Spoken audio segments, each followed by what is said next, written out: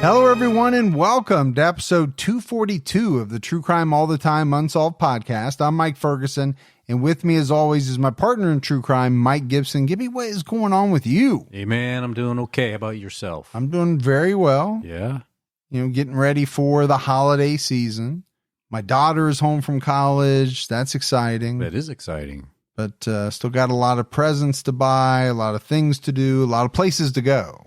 People to see? People to see. Yeah. There's a lot coming up. There is. In the next few weeks. Let's go ahead and give our Patreon shout outs. We had Melanie Keeney. What's going on, Keeney? Rebecca Woodring. Hey, Rebecca. Kathy Holden. What's up, Holden? Kathleen Thill. Thill? Phil. Okay. Sally Wilton. What's up, Wilton? MIT Paranormal. Yeah, it's a good old group back in the day, man. My MIT days. Had some fun there. A little paranormal aspect to it. Jacob House. What's going on, Jacob? Mariah Mahosky. Oh, Mahosky. Lauren Yagi. What's up, Yagi? Angie Beachaz. Well, what's going on, bitch ass? Jodia Howard. Hey, Jodia. Sorry, there's just something about the way you said it. Kimmy. Hey, Kimmy. Janelle. Good old Janelle. Captain Jono Billings. Well, what's going on, Captain Billings? Ashley Olson. Hey, what's going on, Olsen twin single out one? Paula Dimmick. Hey, Paula. And last but not least, Michelle Mandel. Hey, Mandel. So we appreciate all the news support. And if we go back into the vault, Gibbs. Yeah. This week we selected Jessica Hughes. What's going on, Jessica? Thank you. Yep. So we appreciate the continued support very much. We had some PayPal donations from Jennifer Ailman. Thank you, Jennifer. Melissa Buell. Thanks, Melissa. And David Rhodes. Well, thanks, David. Yep. So thanks to everyone. Gibbs, right now on True Crime All the Time, we have a brand new episode out on Black Widow, Judy Bueno Año. We do. Yeah, to me, the Black Widow cases are always fascinating. I mean, this was a woman that was so cold, so driven by greed that she was willing to not only kill husbands, boyfriends, she murdered her own son. Yeah, she had no limits. For money. It's beyond comprehension. All right, buddy, are you ready to get into this episode of True Crime All the Time Unsolved? I am ready. We are talking about the murder of Jill Dando. This is a pretty famous case. It is. In 1999, one of Jill's panicked neighbors called first responders after Jill was found slumped outside the front door of her home in southwest London. The popular, charismatic, and famous TV journalist had been shot in the head at point-blank range. At the time of her death, Jill Dando was a highly respected broadcaster for the BBC. She was known to millions of viewers around Britain. The brazen murder of someone so high profile in broad daylight outside their own front door shocked and appalled the nation, given the intense amount of media coverage that followed and the investigative resources involved. Police thought that they found the person responsible. In 2001, 2 years after Jill's murder, investigators were relieved to announce the case was all wrapped up. They charged a man who was later convicted at trial and sentenced to life imprisonment. But 6 years later, the alleged perpetrator's conviction was overturned on appeal. And then a second trial in 2008 resulted in the man being acquitted. There are several theories as to the identity of Jill's killer. Two of these theories took investigators down some very dark paths. One was into the world of an alleged pedophile ring. The other explored the possibility that Jill was murdered by a contract killer connected to militant groups from Serbia engaged in the Kosovo War. It was suspected that the killing was possibly retaliation for the bombing of Serbia by NATO forces, but we'll get into more of that as we explore the details of the story.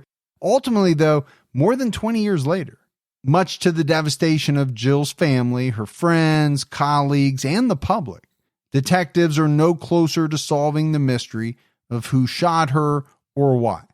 37-year-old Jill Dando was a successful journalist and news anchor at the top of her game. She was best known for co-hosting the BBC program Crime Watch in the UK, among her many achievements. Born on November 9th, 1961, in the town of Weston-super-Mare, in the county of Somerset, Jill was the youngest of 2 children, born to parents Jack and Winifred. According to Vice.com, the family were devout Baptists, and Jill continued to have a strong faith throughout her life. She was a high achiever.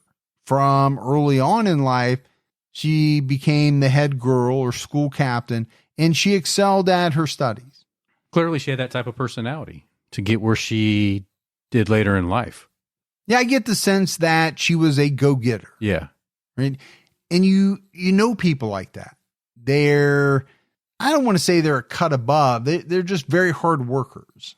They see a goal, they work hard to achieve that goal, and there's really nothing that's going to stand in their way. They're just not going to let anything stand in the way of achieving that goal. Look, I'm flattered that you keep looking at me and pointing to me. Mm-hmm, sure. You know? Because I was thinking of you. I tried my hardest.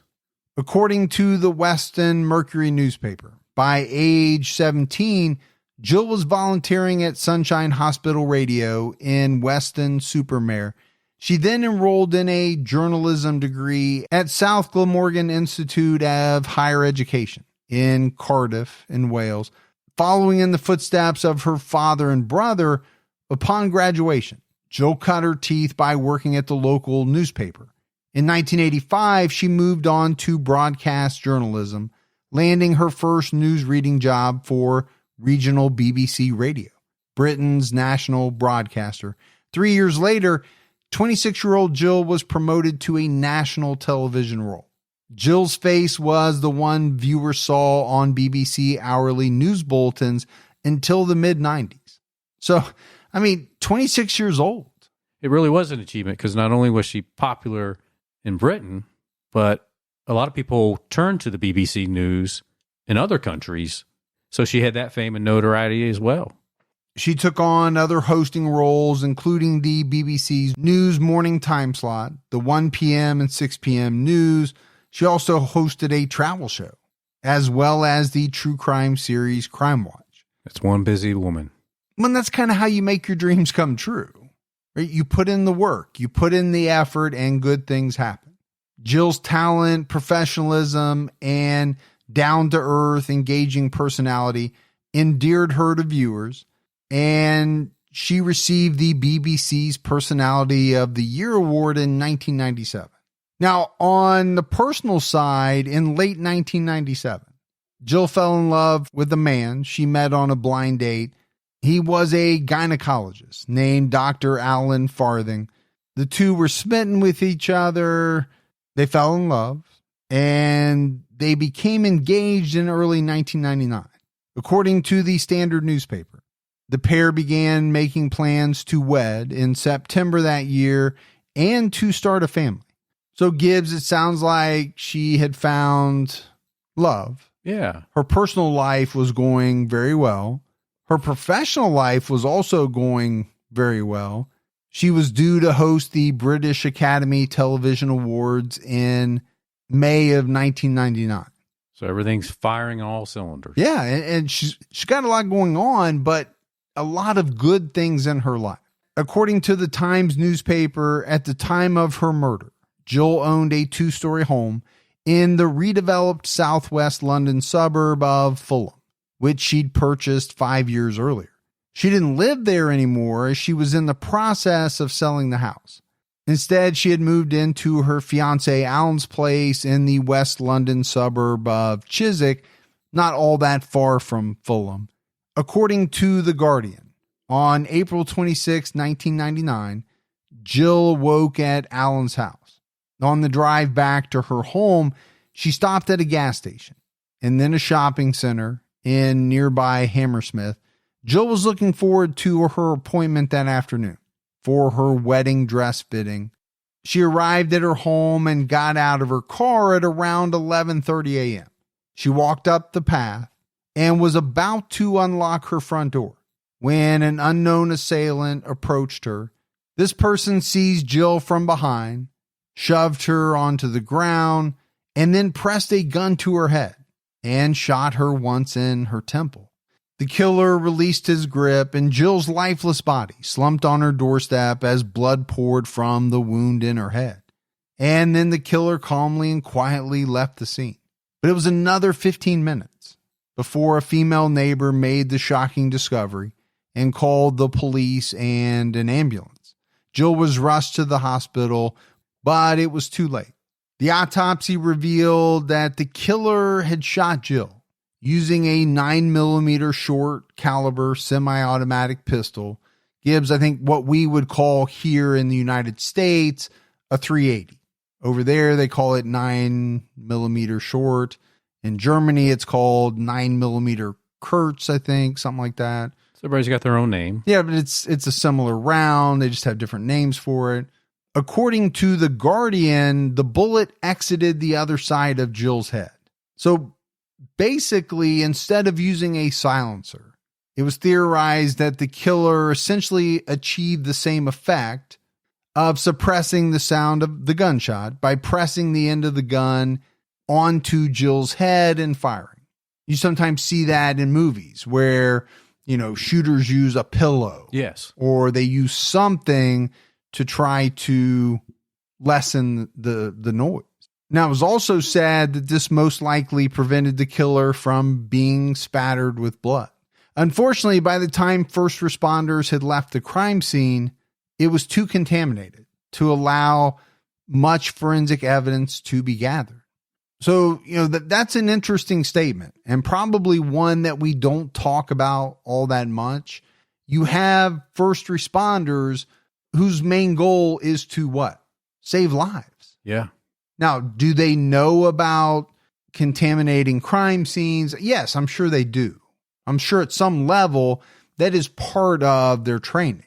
But it's not their first responsibility. No, their first responsibility and their main focus is to, get to that individual, assess the scene, see what they can do to save a life.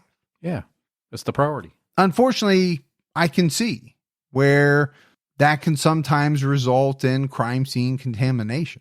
When ballistics experts examined the round and cartridge case found at the scene, they found something unusual. They found a series of small markings on the casing. It looked as though the weapon and the bullet used by the killer had been tampered with somehow. According to The Guardian, the gun was possibly a converted replica or decommissioned firearm. Maybe that's because it's a little harder to get guns over there. Yeah, it could be. I mean, there are, firearms that, we take for granted here in the U.S. You can go buy them, but they're illegal in the United Kingdom. You got to wonder how reliable a decommissioned firearm is, though. Well, I wondered about that too, but maybe that is the Guardian theorizing that it had to have been tampered with to allow it to fire. Now, as we often see with murders of public figures, the police investigation proceeded in the media spotlight. Jill's death sent shockwaves across the country, kicking off the most extensive murder inquiry conducted to date by the Metropolitan Police. The investigation was codenamed Operation Oxborough. According to the online British newspaper The Independent, it was the biggest and one of the costliest investigations in Britain since the Yorkshire Ripper. That was a big case. That was. We covered that. We covered that on TCAT. They spent a lot of money trying to figure out who the Yorkshire Ripper was. It was a massive investigation. When police questioned Jill's neighbors, one man told them that he heard a woman scream around the time Jill was murdered, but he said he didn't hear a gunshot. But if we go back to the theory that the sound of the gunshot was muffled because the gun was pressed right up to Jill's head, well, maybe that would make sense. The neighbor did have some other helpful information. According to the Northern Echo newspaper, when he heard the scream, he looked outside and saw a man who appeared to be in his 40s. He looked about 6 feet tall, and was walking away from Jill's home. But no one else that police talked to noticed anyone or anything suspicious in the area at the time or in the hours before Jill was murdered. So they had one person, but it's not a great start for the investigation as far as eyewitnesses were concerned.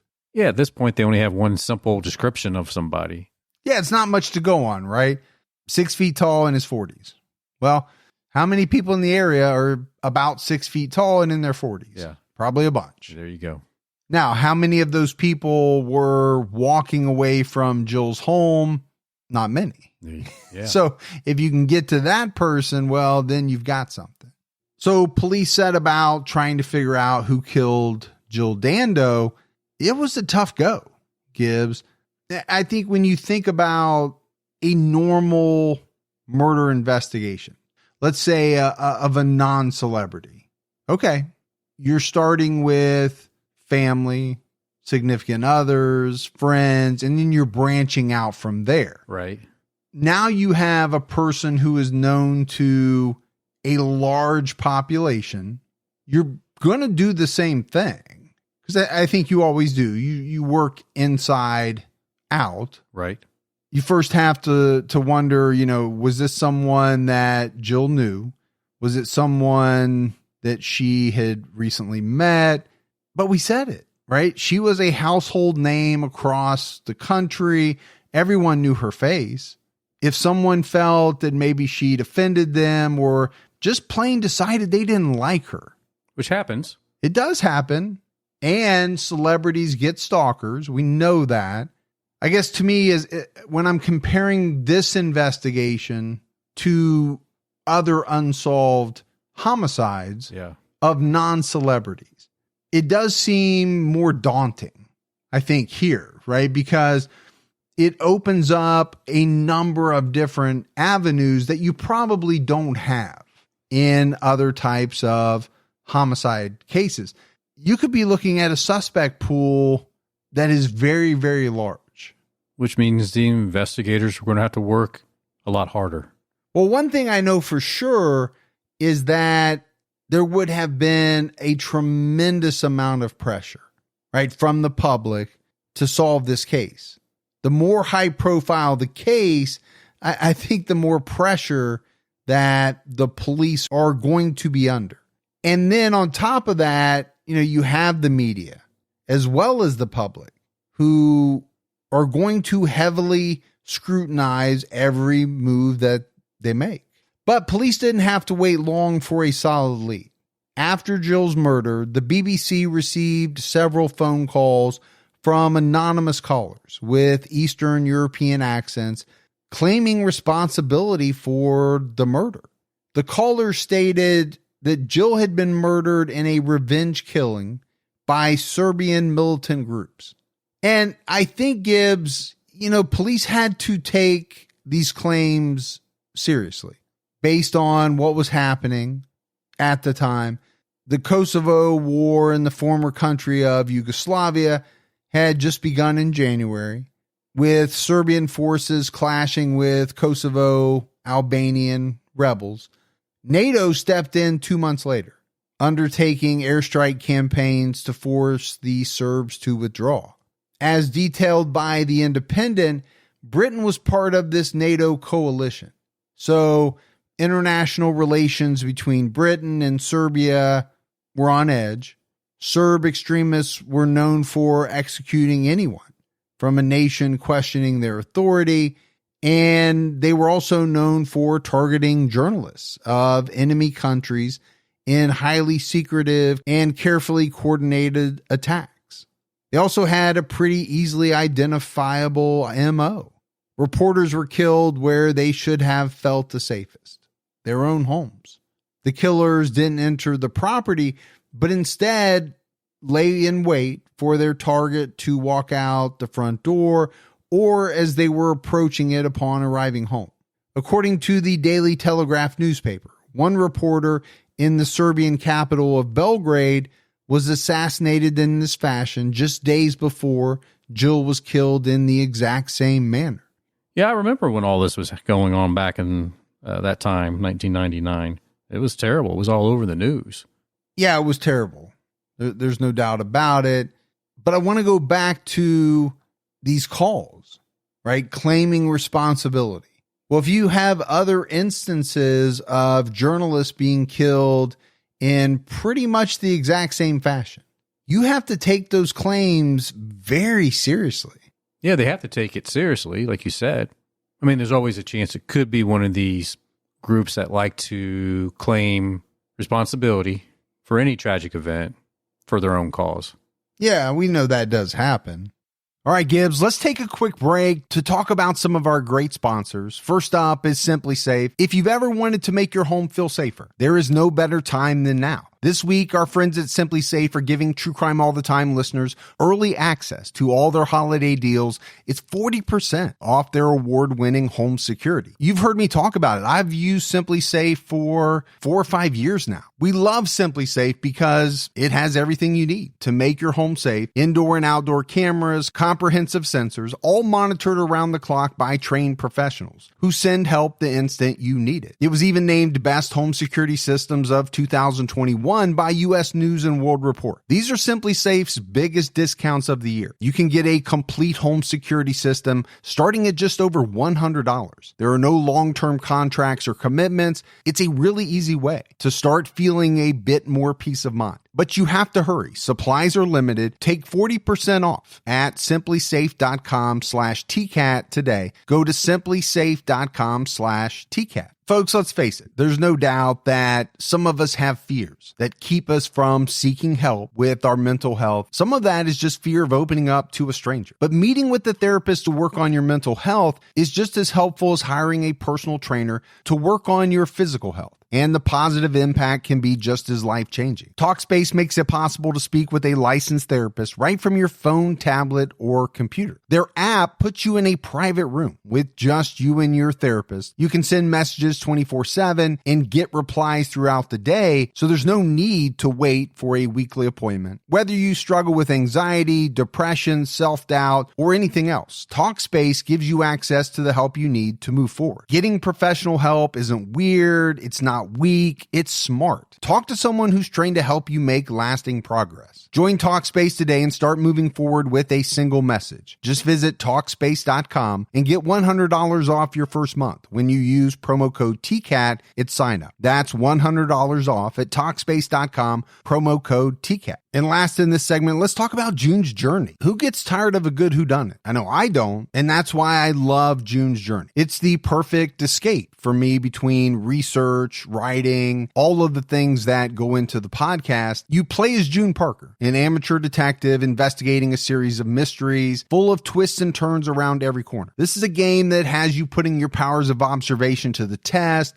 You get to sharpen your sleuthing skills and then relish the thrill of solving the case. You'll search for hidden clues to solve mystery after mystery across thousands of vivid scenes. That's one of the things that really jumped out at me about this game. The scenery, the imagery, it's outstanding. And with new chapters every week, there's always a new case waiting to be cracked. I love the hidden picture aspect of this game. It puts my mind through its paces, but at the same time, it's a getaway. It's relaxation as well. So if you're ready to awaken your inner detective, download June's Journey free today on the Apple App Store or Google Play. As reported by ITV, in the weeks leading up to Jill's murder, she made a public appeal for aid for Kosovan Albanian refugees, according to the Express and the Daily Mirror newspapers. This was believed to have angered Serb militants who were already looking to take revenge on Britain for the NATO bombings.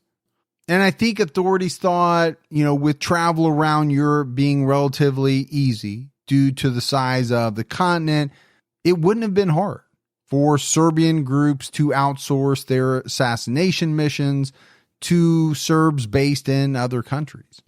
And the UK's National Criminal Intelligence Service received credible reports that this was what may have occurred in Jill's case. According to ITV, the men involved in the shooting had met at a London bar beforehand. The shooter was said to be a man with a swallow tattoo on his neck. And this has been described as kind of a typical British sailor tattoo of a bird. Yeah, I've seen these in pictures, sometimes on their neck, sometimes on their shoulder, of that swallow bird. The intel included details alleging the killer had arrived in Britain after coming through Germany and France. And Gibbs, these anonymous calls made directly to BBC executives threatened that Jill Dando wouldn't be the last reporter to lose her life. The outlet's head of news was identified as the next target, with the caller saying, "Listen, you at the BBC are the voice of your government. That's why your reporter is dead, because your government killed innocent people." Well, that's got to hit home. Well, I think a lot of people at the BBC had to have been scared. Could they be a target? And Gibbs, we've mentioned the Guardian newspaper a couple times already. This theory was supported by them. They published articles soon after Jill's murder, basically rejecting police explanations as to why they didn't believe Jill's death was politically motivated. In the end, investigators determined that these calls were hoaxes. But I think the problem is we don't have any information as to, how they arrived at that decision. The newspaper was also critical of police eliminating the Serbian connection so quickly, despite the fact that no one on the investigative team ever traveled to Serbia or even consulted with the Serbian police. I don't know if that was the time to go over to Serbia to consult with anybody. Yeah, I kind of thought about that too. I'm not sure that was the play there, but I can also see why, the paper would have criticized kind of nixing this connection so quickly and saying that the calls were a hoax. It wasn't until 3 months after Jill's murder that the lead investigator claimed he wasn't aware of any intel relating to the alleged meeting of the men at the London bar. It was reported that police didn't make any attempts to identify the man with the tattoo either. Now, obviously, the police must have had some reasons for not pursuing these avenues. We don't know what they are, but that makes sense, right? Because the media, the public, they wouldn't be privy to that information. No, it's an ongoing investigation. But it's also frustrating. I think when you hear about stuff like this, at the very least, there's a definite lack of transparency, but we see that quite a bit in unsolved cases, like you just said. It's an ongoing investigation. Do police normally just throw everything out that they know? Well, of course not. No. And they're not going to. I think it's very difficult to be transparent. But it's also the reason why people are sometimes skeptical of what the police say and, questioning why are they not going down this avenue? Why are they not looking at this person or this group of people? Yeah, what are they doing? Are they just sitting around not doing anything? Tied to the theory of an organized shooting was the suggestion that Jill had been murdered in cold blood by a contract killer. Now, unless someone was conducting intense surveillance of Jill in the months leading up to her murder, this appeared an unlikely scenario, at least as far as the police were concerned. When investigators reviewed CCTV footage of Jill at the shopping center on her way back to Fulham, no one could be seen following her. Police checked 80,000 phone records in the Fulham area from the morning in question, but we'll come back to this theory a little later. During their inquiries, police discovered Jill didn't have a will in place when she died. And this detail was important because no one specifically stood to inherit Jill's assets, valued at just over £500,000. So, since no one explicitly would benefit from Jill's death financially, this kind of eliminated greed as a possible motive. In the end, after months of administrative processes, Jill's father was the sole beneficiary under British succession laws. But I do think this is a big point, Gibbs, because, unlike in the case that we did this week on TCAT, about a black widow who murdered for financial gain, it's kind of hard to see that scenario here in the murder of Jill Dando. Yeah, very difficult. without a will specifically leaving your assets to a certain person, okay, well, who would benefit from her death? It was uncertain. So would somebody murder her on the off chance that maybe they would get a piece of her assets? Unlikely. So then I think, you have to look at jealousy, maybe a crime of passion. Police excluded any previous romantic interests, or Jill's devastated fiance, Alan, as both the killer and the orchestrator of the murder. There was nothing to suggest their relationship was anything but perfect, or that the couple had argued recently. They couldn't find where Jill had been involved in any disputes with her neighbors. Police looked at the possibility that a fan, maybe even a stalker, murdered Jill. Jill did confide in those close to her about someone making her feel uncomfortable. According to the Times, her brother Nigel told detectives that, yes, in fact, Jill had mentioned in the days before her death that, quote, some guy had been annoying her. Police investigated all of Jill's incoming and outgoing phone calls, emails, and correspondence leading up to her death. While detectives identified some people who had a fixation on Jill, nothing really stood out as being a cause for concern. So they're able to check that off the list? Well, in their minds, they were able to check it off the list. Does that mean that they knew for sure? I don't see how they could have. No. I get it. You didn't find anything that stood out to you that made you think it was this person or that person. But you can't be 100% certain. No, absolutely not. Months passed.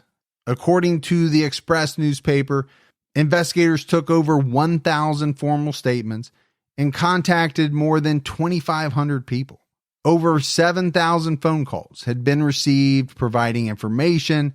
So, this is a lot. There's a lot of information coming in. When you factor in formal statements, talking to a large number of people, a very, very large number of phone calls, but really, police had very little to show for it. But the police really didn't share a lot of this information with the public and what they learned from all these calls and interviews, because they were keeping everything pretty tight at that point. So Jill's case went cold. Gibbs, I want to take a quick minute to tell everyone about Hi-Chew. This is a candy that's been around for a while, but I have to be honest with you, I had never tried it before. The folks at Hi-Chew sent us a big bucket. My family loves it. I love it. It's our new favorite candy. The pina colada will blow you away. And that's one of the things I really noticed about this candy is that the taste is there. And if it says pina colada, it tastes like pina colada. It just makes me happy. Hi-Chew has been created in over 200 flavors since it first launched in Japan in 1975. And it has an extremely unique chewy texture. It's not gum, it's not taffy, but it's a texture that you really don't find in any other candy. And I mentioned the taste. There's no artificial flavor taste at all. Mango tastes like mango, pina colada tastes like pina colada. Hi-Chew uses concentrated fruit juices and purees, so you get that explosion of flavor. We want you to love Hi-Chew as much as we do. Visit www.hi-chew.com/win. That's hi-chew.com/win and enter to win an exclusive bucket full of Hi-Chew candy and swag. While you're there, check out how you can become a member of the Hi-Chew Chew Crew, which is an exclusive club where you receive special offers and all the cool things. Go to hi-chew.com/win. Ironically, the crime show Jill co-hosted, Crime Watch, publicly broadcast a reconstruction of her murder to elicit tips from viewers. Information came in about sightings of a man in the area that morning, but really nothing specific. It was extremely disappointing for detectives who'd worked diligently for a positive outcome for Jill's loved ones. I wonder how hard that had to be to reconstruct that with her fellow co-workers on Crime Watch, to put that together. You think it was probably hard on them, or you think they were just trying to do the best they can to help solve this murder? I think both. I think it was extremely hard. but I also probably think they were doing the best they can because they thought it would help. You think about John Walsh being the victim of a murder. Yeah. Here's a man who's devoted a large chunk of his life to trying to bring justice. He's murdered, and the show has to do an episode about his murder, looking for his killer. Yeah. I think they would do it back in the day when he had his, America's Most Wanted or whatever show he has now. He's had a number of shows.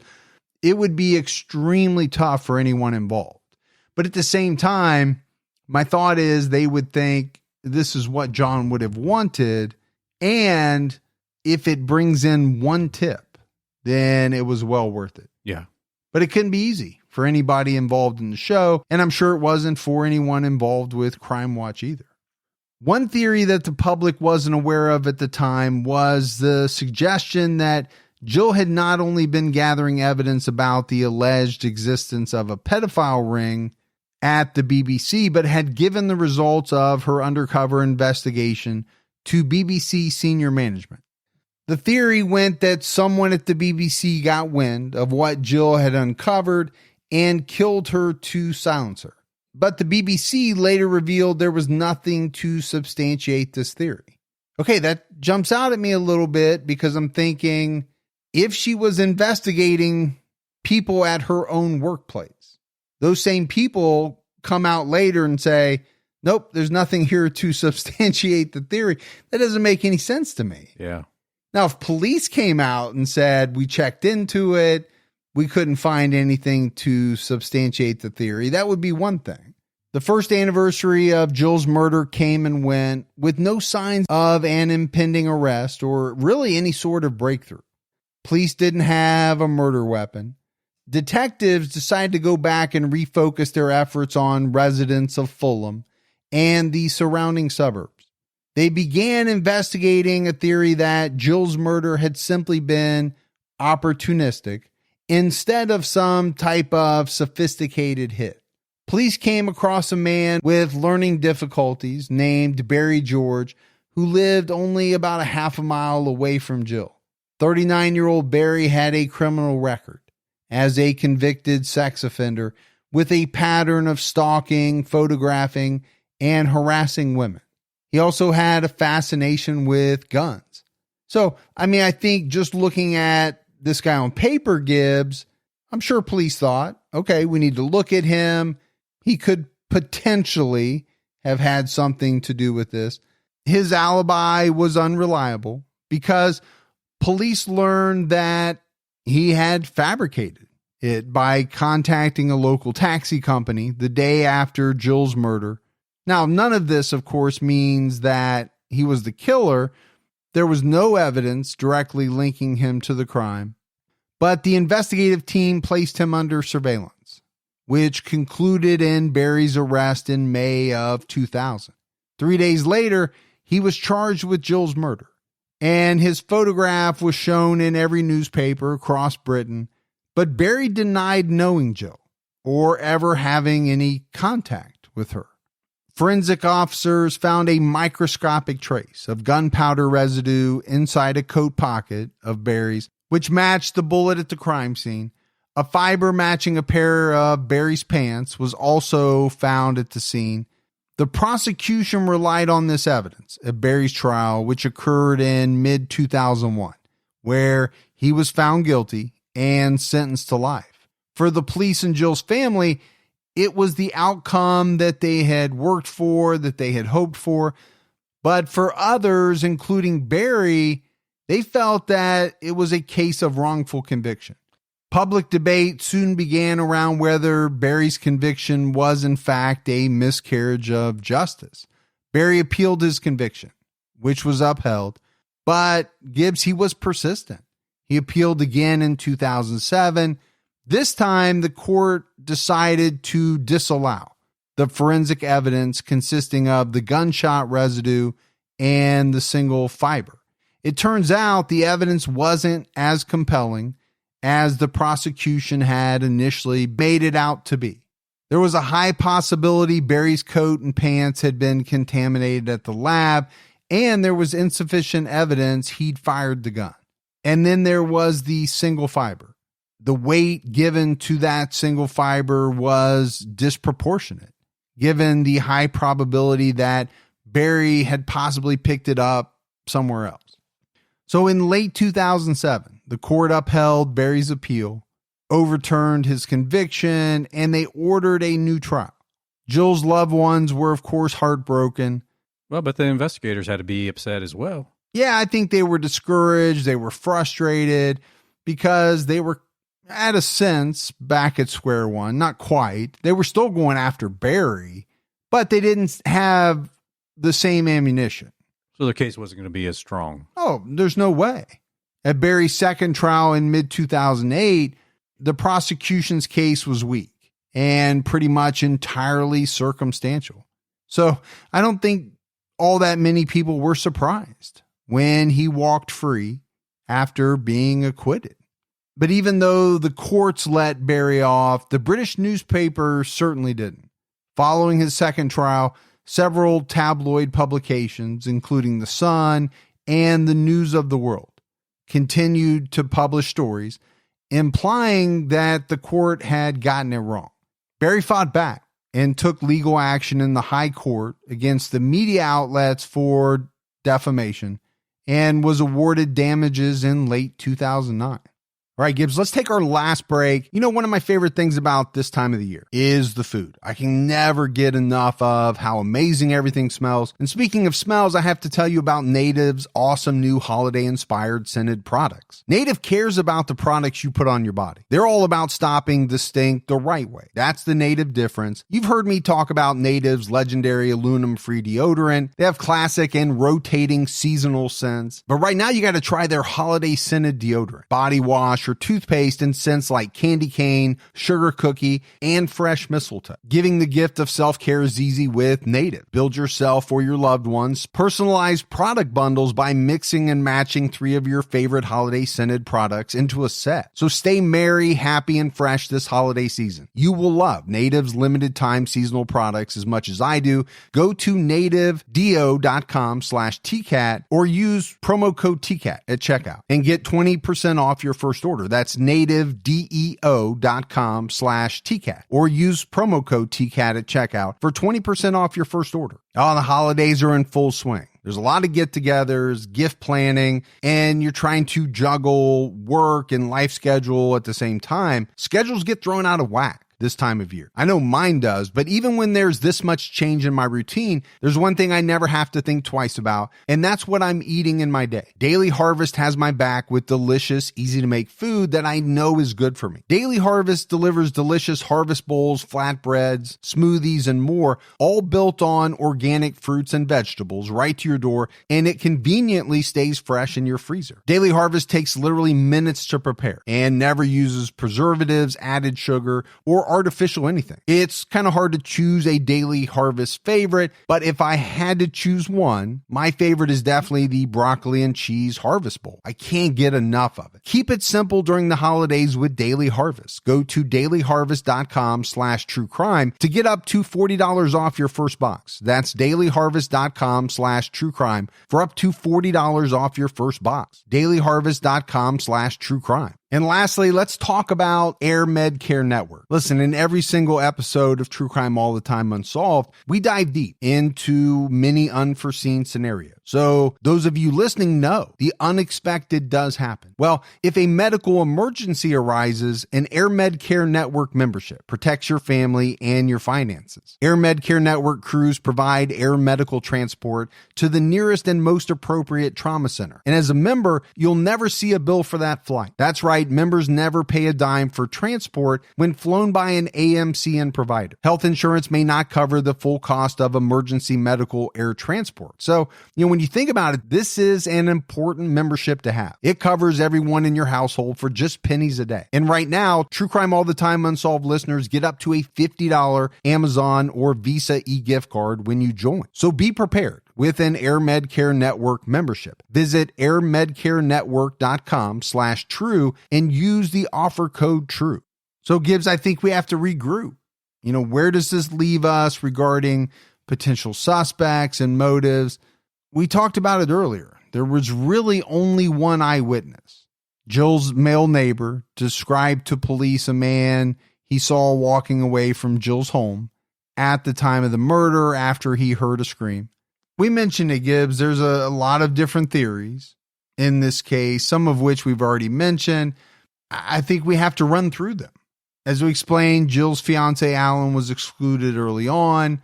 I think one thing that investigators had to look at was, could there have been someone from her past holding a grudge or, something like that? Investigators spoke to those closest to Jill to see if she was possibly unfaithful to Alan or if a former boyfriend could be involved. They looked at her phone records. They couldn't find anything. Phone records didn't reveal anything suspicious. There was the possibility Jill may have been targeted by a member of the public who had been stalking her. We know it happens. We've actually covered some of these cases. And you mentioned that earlier, that could be an option. No, I think it definitely is. We covered the case of Rebecca Schaefer, who was a celebrity and was killed by a stalker. John Lennon was killed by a stalker. In Jill's case, we know her brother told police she'd been hassled by a man leading up to her death. But when investigators looked into this angle, they couldn't find anything that supported the theory. Nor was there anything to suggest Jill had been killed in a case of mistaken identity. Well, I think she's just too well known in that area. Well, and also you have to look at where she was killed. She was killed at her house. So, if she had been murdered elsewhere, well, maybe you could, put a little bit more credibility into that theory. I think given the fact that she was at her front door when she was shot, it makes that a little unlikely. With her personal life thoroughly investigated, detectives moved to consider whether the murder resulted from Jill's work. And this aspect took the form of a number of theories. Jill was extremely successful and had some of the most sought after gigs in broadcasting.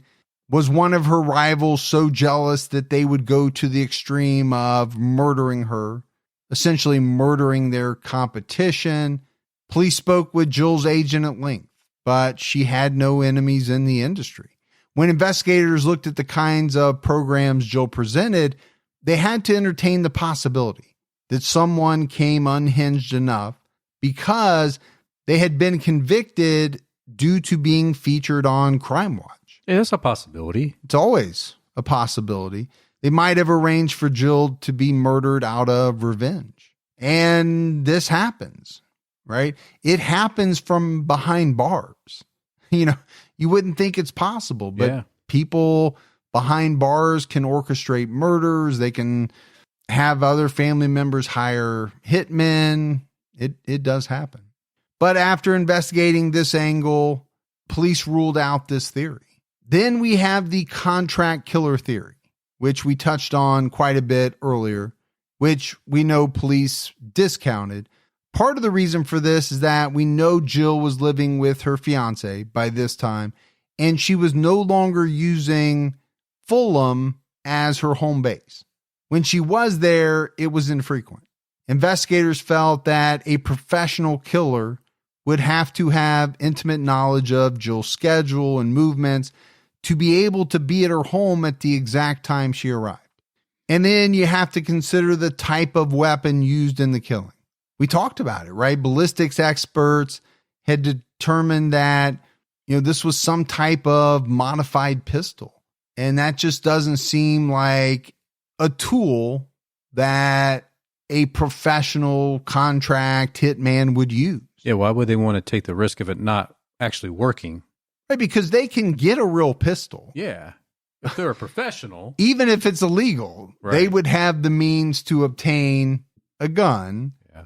They wouldn't need to modify a replica or decommission. Some type of decommissioned firearm. So I get that way of thinking. And I guess you could say that the professional killer could wait at her original home for her to get there. Yeah, I don't think it's out of the question that, somebody could be casing it. Okay, they don't know when she's going to be there, but they know that she drops by and they're just waiting. And then I think we have to talk again about the theory that Jill was killed by Serbian groups as revenge for her charity appeal for refugee aid. What's interesting about this angle is that the defense also raised it at the first trial of Barry George. Barry's defense team went so far as to identify the man they thought was responsible for Jill's murder. They argued that Serbian warlord leader Arkan orchestrated the attack in response to the death of 16 employees of Serbia's state-owned broadcast network in a NATO bombing in the weeks before Jill died. Seems like a pretty good theory. I don't think you can throw it off the table. Again, with Unsolved, part of me doesn't want to throw anything off the table because plausible, less plausible, more likely, less likely. Can you say any of it's impossible? I think it's kind of hard. So, unless you can rule something out so conclusively, I think it's hard to throw it off the table. Yeah. One last theory is a suggestion which only publicly emerged off the back of revelations about late British TV personality Jimmy Savile. In 2012, individuals came forward after his death, publicly stating he had sexually abused or assaulted them throughout his career. According to the Bristol Post and Plymouth Herald newspapers, at the time of Jill's death, she was said to have been one of the main agitators at the BBC to have the allegations investigated. And this was well before there was any mention of it in the press. Given the fact that Savile was still alive when Jill died, and he was one of the country's most beloved entertainers, if this theory was true, then both he and the BBC had a lot to lose. Now, I think when you see this theory online, Gibbs, it doesn't really suggest that Savile himself had anything to do with Jill's death. What I saw more was the possibility that someone may have wanted to protect one of the BBC's biggest stars. It's a possibility. People love their stars. People love their stars that make a lot of money. Yeah. I mean, or could make them a lot of money too. That's what I'm saying. You want to protect your assets. But after over 20 years later, there really haven't been too many breakthroughs. One thing which seemed to change was the view police had when a review was conducted almost 10 years after the murder. According to the Plymouth Herald, this time around, they concluded a professional killer had murdered Jill. This belief was based on a tip about a Serbian British citizen living in the UK. ITV revealed the man had been potentially involved, citing his history of violent offending, firearms experience, and alleged link to the Serbian warlord Arkan, who we mentioned earlier, and later named a suspect, but who died in 2000. But not all of the original investigators agree on this. The lead detective continues to maintain Barry George was the killer. To date, the murder weapon has not been found. In 2019, 2 separate documentaries on the case were aired in Britain. That same year, something interesting happened. We mentioned the murder of the reporter in Belgrade, which occurred just before Jill's death. It turns out the parties responsible were convicted. They ended up being 4 members of the Serbian Secret Service. So I think, Gibbs, based on that, there are a lot of people who kind of go back to this Serbian extremist angle. Yeah. Given the fact that both reporters were killed in the same way. But, as of today, there's really not been a lot of new updates. This is a case that we'll have to continue to keep an eye on to see if anything new comes up. I mentioned it earlier. This is a pretty famous unsolved case. It's also, for me, kind of a very different unsolved case in that you have a number of theories. They vary wildly. And some of that is based on the fact that Jill Dando was a celebrity. She was known to many, many people. You have the Serbian angle, Yeah. which is based on her work. You have the possibility that she had a stalker. She had told people that there was somebody who was kind of hassling her, or maybe she was afraid of. You have the angle that she wanted to, investigate this Jimmy Savile and the things that he was up to. There's just so many kind of theories in this case that are so much different than a normal unsolved case that we do. Think about small town USA with a victim who is not a celebrity. Right. So, you're left with still a number of theories, but the theories are much different. It's either someone known to that victim, Right. boyfriend, spouse, family, or it's a opportunistic killer, random looking for a victim. They found this person and they killed him. We just have some theories here in this case that are much, much different than what we normally see. The problem is the end result as of today is still the same. We don't know who is responsible for the murder of Jill Dando. Someone does. Sure. That part remains the same in every unsolved case. Yes. Someone knows exactly what happened. Now, there's no incentive for that person or persons to come forward and say, oh, hey, let me tell you exactly what happened and who did it. But, we're just going to have to wait and see if the police can put something together. I know where I kind of lean, but I'm not sure. Yeah, I got you. Yeah, I actually understand exactly what you're saying. I do kind of lead in one direction, but it's really just kind of based on gut. Yeah. It's not based on fact, really, because we don't have a lot of facts, I'll say. Yeah. We have a lot of theories. We have a lot of innuendo and kind of things like that. But if you have any information on the murder of Jill Dando, you can submit a report to the London Metropolitan Police in Britain at www.met.police.uk. You can also call Crime Stoppers UK at 0800-555-111 or submit an anonymous report via crimestoppers-uk.org. But that's it, Gibbs, for our case on the unsolved murder of Jill Dando. We got some voicemails. You want to check those out? Let's hear them. Hi, Mike and Gibby. This is Aaron, again, out of Sacramento. I just wanted to apologize. There might have been a mix-up with my words. Maybe I mumbled them, or I'm sorry. But when we're talking about the axe murders, I meant to say was that the author of the book, The Man from the Train, those authors, they believed that those crimes were connected. So I apologize, but just overall, I don't know if that's really, a fact or not, but I don't think anybody's going to know for sure. It's been 100+ years, but my apologies. I got my words mixed up. Not saying you guys said that, but the authors, again, they think that it was one person, one criminal. Anyways, I also, too, got my ticket for CrimeCon. I know you guys kind of helped with that question I had a couple months back. I just got the general admission, so I'm looking forward to it. Hopefully, I might get to meet you guys and meet a lot of other cool podcasters and fans just in general. I'm looking forward to it. May can't come soon enough. But anyways, guys, thank you. Keep your own time ticking. See you later. Bye-bye.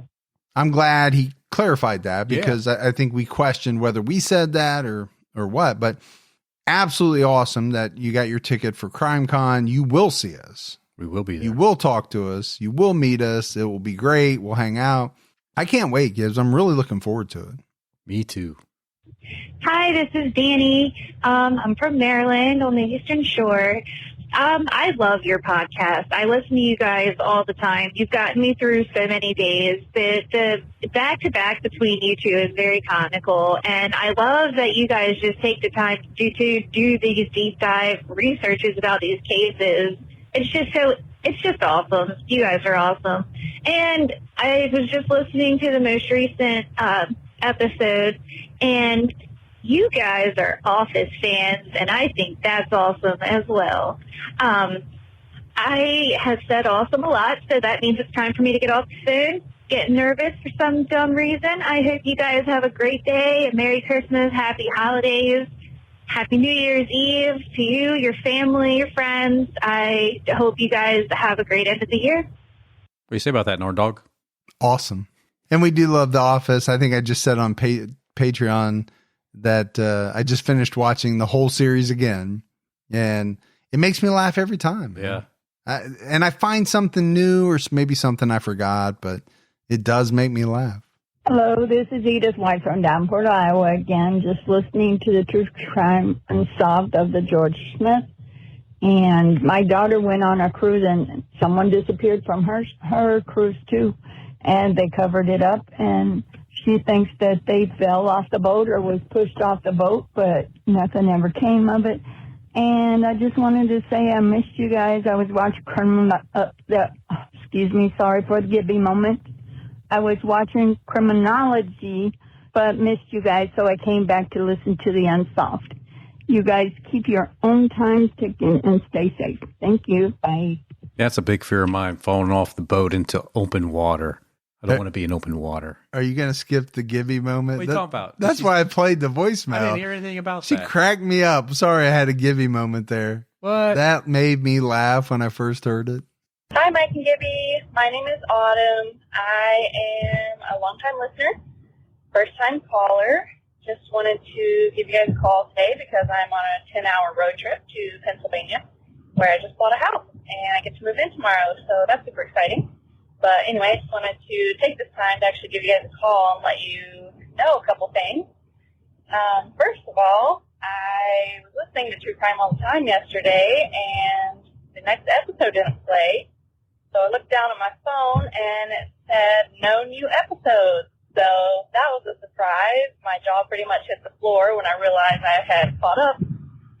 But anyway, so I've kind of gone back and forth on whether or not to start Unsolved, just because, quite frankly, it just terrifies me that there are terrible, terrible people out there who have committed awful crimes and murders and all this, and they're just walking amongst us. Anyway, I did start it, and I'm super, super glad I did, because I heard Gibby say cousin, and I lost it. And I was thinking, how could I think that I couldn't start this podcast? You guys are just hilarious. You're amazing. I appreciate all the hard work that you guys do to, make this podcast every week. Like, I'm sure that takes so much work, and it really, really doesn't go unnoticed. Just wanted to say, have a safe holiday, and I appreciate you both, and keep your own time ticking, guys. Thank you. Bye. Hey, congratulations on the new house. Yeah, that's awesome. And there are a lot of people who think, it's just, I can't handle the unsolved nature of it. But a lot of people, when they try it, they're like, okay, it's still Mike and Gibby. It's the same format. And that's right. I'm just getting more. But we definitely appreciate it. All right, buddy, that is it for another episode of True Crime All the Time Unsolved. So for Mike and Gibby, stay safe and keep your own time ticking.